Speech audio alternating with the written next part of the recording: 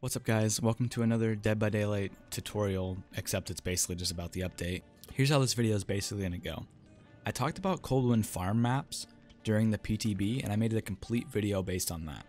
Don't get me wrong, they did change things since the PTB. For example, they added this hole in the Thompson house floor, as well as the window, which I've already covered the window, but this hole is brand new, as well as they added a couple of lockers and things like that. But for the sake of time, if I were to cover every single minor change to every single map, this video would be way too long. So we're just going to focus on the basically infinite changes, except for the Coldwind maps because I already covered those, and with the exception of this hole because that's a pretty big change in my opinion to the Thompson House map. And to save me more time in this intro, I've probably had the timestamps for all the maps I'm going to cover hovering over now. So those are all the maps I'm obviously going to cover and how to loop them, basically how to loop them. I'm saving a lot of looping theory and like things that you can apply to most maps and most situations for another video. So we're basically just going to cover what changed and what I recommend. Other than that, I just want to say anybody who's upset about the infinites, consider this. Survivors that do not belong in red ranks, or specifically do not belong at rank 1, are going to DPIP. That is good. Killers who do not deserve necessarily to be in red ranks are going to pip up, which means red rank gameplay is going to be less sleepy for those survivors who actually deserve red ranks, because you're going to have teammates that are actually good at looping because they don't need to abuse infinites to loop the killer, and you're going to get killers that are worse at looping because they're pipping up easier since there's no infinite. Honestly, I think it's good for Dead by Daylight that the ranking is going to be mixed up a little bit more, and there's not going to be so many red rank survivors that honestly don't deserve red ranks, and there's not going to be so much of a pool of red rank killers that are all just sweat killers, which is completely okay to be, but there's just going to be more variety of skill set in the red rank killer pool, which I think is good for the enjoyment of the game for everybody. With that being said, I swear I wasn't trying to make this intro that long. Real quick, like if you liked, subscribe if you like me, and I hope you enjoy the video. So the first one we're going to talk about is Coal Tower. Coal Tower had a change to where now there's always 2 windows on the top floor that you can just drop out of. No vault windows on the top floor. And the bottom floor, instead of having 1 infinite window, it has 2 relatively unsafe windows. But like, this is probably one of the better for survivor changes that I've seen in this update, because 1, you can insta-vault from both the drops, which means you can drop and vault the window and completely skip the staggered duration that usually guarantees the killer a hit. Now, if you're not familiar with this concept, I was going to save it for a future looping video, but anywhere where there's a fall where you can vault, whether it be a downed pallet or a window vault, you can completely cancel the stagger duration by falling right in front of the vault or right in front of the pallet and instantly pressing space, and basically you just vault instead, and typically the killer misses you. But yeah, that's a skill that you can use anytime you have the opportunity not to take fall damage. Okay, so to save time in future explanations in these other clips that I'm going to show you of the other infinite changes, I'm going to give you one general rule of thumb for most of these.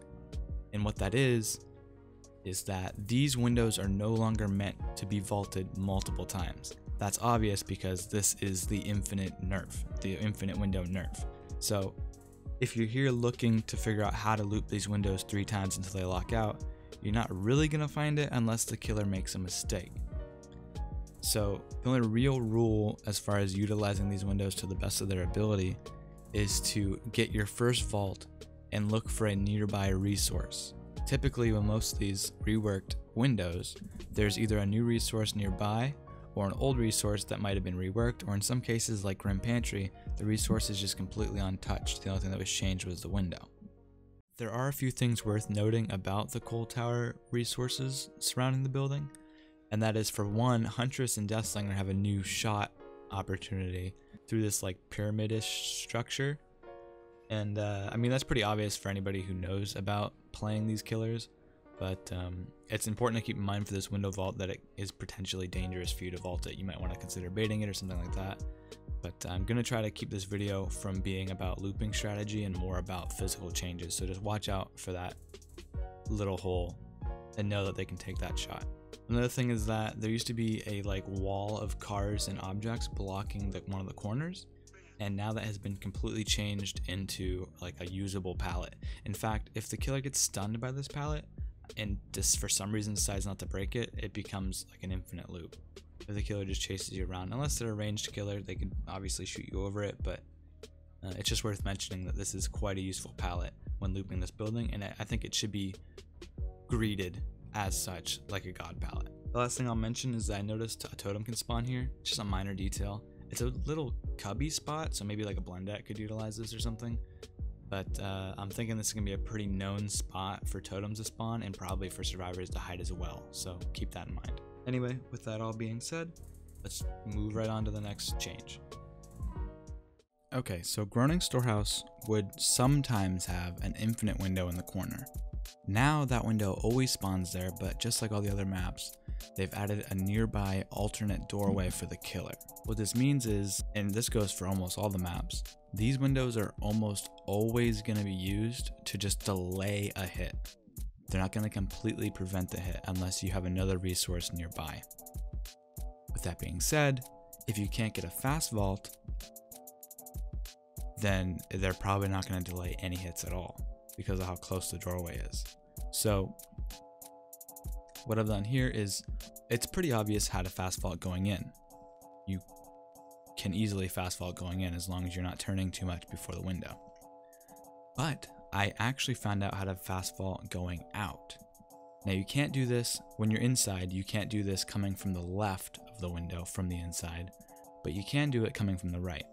And the trick is, at least from what I can tell, is to kind of stay on the right side when you're approaching the window, but don't touch the right wall, because for some reason touching the wall prevents the fast vault.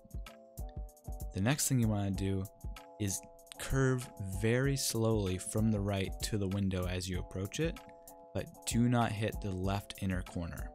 If you hit the corner, it's gonna, again, you're hitting an object, so it's gonna affect your fast vault opportunity and make it a medium vault. Or a slow vault, even though technically a slow vault is when you're not holding shift, but it's a slow vault compared to a normal fast vault. Anyway, again, the trick is to stay to the right, do not touch the wall, curve slowly to the left, do not hit the inner left corner, and you should get a fast vault. It takes a lot of practice. I get it about 50-50 by the time I recorded that video, but I kept practicing after, and I think that's a really useful tactic if you really desperately needed the window to delay the hit just to buy an extra few seconds. Obviously, if you're approaching from this angle, it might be better just to bait the window because the killer's going to take the doorway instantly. So that's different. That's looping theory. That's not physical changes from the update. Something important to notice is on maps like Groaning Storehouse and Ironworks of Misery is the windows and doorways can switch sides. I don't think this can happen on Coal Tower, and I'm pretty sure it doesn't happen on Grim Pantry, but I haven't rolled Grim Pantry enough to notice if it does or doesn't. But on maps like Grim Pantry, it hardly matters as much as it does on these maps, so even if it does, who really cares? It's not that important. But the window can go different ways, and in this example in Storehouse, going out is obvious how to get a fast vault. There's many angles you can get a fast vault on. But coming in, you want to use the same strategy as I've mentioned before. When the idea is the same, just stay right, but don't hit the rock with the tree, and then curve very gradually to the left without hitting the round. Well, I don't know what to call those. Don't hit them, and you should be able to get a fast vault. You can practice this, and you'll know without actually vaulting if you could get a fast vault, because it will say at the bottom of the screen, it will say running vault instead of just vault. I actually found this angle more difficult than the inside window vault angle on the previous clip that I just showed, but definitely possible and something that I recommend practicing before you really try to loop any killers on these windows since they're so weak. Anyway, next map. Now, Ironworks of Misery. Like I said before, certain maps can switch the doorway and window positions with each other. So sometimes windows left, doorways right, sometimes doorways the other way. So this variation where the window is on the left, I've noticed is pretty dangerous for killers because, I mean, I'm looping Huntress, who's a slow killer, but her advantage is supposed to be the ability to wind up, and I'm pretty sure this is an infinite loop on Huntress still, as long as you loop it to the left. And even if it wasn't, Huntress, with the window on the left, you always have the option to use this pallet, which makes this a pretty safe loop to me. Yeah, I mean, the only way that it becomes not safe is if the killer forces you clockwise around the loop. But if they're not that smart, or maybe they haven't been playing the update that long, they haven't really thought about it, they might not loop you that way. But any smart killer is going to instantly recognize what they need to do and just loop you the other way. But anyway, just something to take note of, that this loop when the window is on the left is kind of still strong in my opinion. But let's look at the other variation. Ironworks is another one of the maps where the change is basically just made it so that the vault actually doesn't prevent a hit without a second resource, which is going to be most of the theme throughout this video. What that means, again, like I said before, is that using this vault is just to delay the inevitable hit unless you can make it to another resource. The window can be used for multiple reasons. So you could either vault through it in an attempt to make it to another resource, or you can vault through it as a last resort to just buy your team those extra few seconds the killer has to run around the vault. Now, unless they're a bad killer, or maybe a good killer who just messed up and they try to like chainsaw you before you get to the window, in that case the killer is getting greedy, and just like any situation where one of the sides makes a mistake, you can capitalize on that mistake. But I predict that in most situations, this window is just going to be used as, like I said 10 times already, just a means to prevent a hit so early and just delay that hit for a few more moments for the killer to run around a pallet. Maybe your adrenaline's about to pop, maybe your syringe is about to activate, maybe someone's coming to take a hit for you, someone's too far for a flashlight save and they're going to be closer if you buy just a few extra seconds, things like that. Or if there is a resource, like I said, nearby. That's what the majority of these loops are going to be used for now, because infinite looping is just mindless. I mean, you have to know which way to go for infinite looping and like get fast vaults and stuff, but it's mostly mindless. True looping and true skill in Dead by Daylight as Survivor is learning to string what you have together. And of course, before that was infinites, but now it's going to be everyday loops that are found in every single map. So welcome to my TED Talk. Let's talk about the next fucking map. Alright, Wretched Shop. Now before I even get into this map, I just want to note that right in this spot, there's another clipping issue where if you try to hug the corner too tight, even as killer, you get stuck and you can't pass here if you hug it too tight. So keep that in mind, that there's a small invisible barrier there that hopefully they'll patch. But there's literally no sign that there's no step there, there's no there's nothing there. So just keep that in mind. Other than that, I just want to say that there's nothing really new with Wretched Shop. They fixed some loop variations on most of the maps, not like being near each other, but we're just trying to cover the infinites mostly for this video. So, and plus there's not a lot to show, it's just the RNG of things spawning near each other was tweaked a little bit so that impossible loops won't spawn as much, basically. Like 3 TNLs next to each other and shit like that. I re-rolled this map 7 times and that same window is always closed, so I'm pretty sure that the window that's open now on this video is the only window that ever spawns open. Like, I thought it might be one sometimes and one the other time, never both obviously, but I'm pretty convinced that it's just a one window. Of course, if I'm wrong, totally put that in the comments, of course, because I'm sure I'll notice it too and people need to know that. So yeah, not much to say here. Again, these are not strong windows. I'm going to say this for every single map that we go to. Some are stronger than others, but they're almost always used to delay a hit. Or if a killer gets overly greedy, you can probably make it to another resource, or if you get lucky, there's a resource already nearby. you can probably string them together, but they're basically just made to delay hits now. Anyway, on to the next map. Let's go. Alright, and Grim Pantry. The only thing that I've noticed about Grim Pantry is that its alternate route doorway for the killer is a little wider, but just like every other loop, they've basically just added a doorway, and in this case and a few other cases, they've added like a couple of barrels or boxes between the window and the doorway just to make sure the killer has to take the full little extra time to go around. But just like other loops, I don't see many resources outside of the window. However, in Grim Pantry specifically, there are resources already inside. So there's usually 2 pallets underneath somewhere. And in this case there were. And then obviously, as most of you probably know, the top of Grim Pantry is incredibly strong. So in this case, I think this infinite nerf is I mean, what? Not much. Grim Pantry is an awesome place to loop. I love getting Grim Pantry as a map. Of course, if you vault the window going out, in my case there was a pallet a little bit away, but if I vault that window just to prevent a hit from happening, there's no chance I made it to any of the resource. Of course, if you do vault into Grim Pantry, there's always those resources inside, so I think this loop's still pretty strong. Unless the killer's about to hit you, still a pretty good window vault. I would recommend vaulting into it though, not out of it. If you're inside of it, stay inside of it. Fuck. Alright, and now we have Suffocation Pit.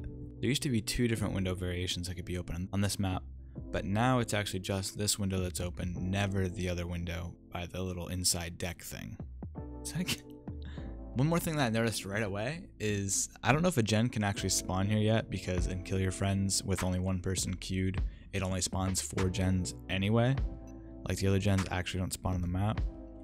But this area is not closed anymore, which is really cool because that makes the pallet safer. But other than this pallet change and the obvious empty feeling around the main building, because like they said, they're making loops further apart and more unsafe combinations, this window again is a relatively unsafe window.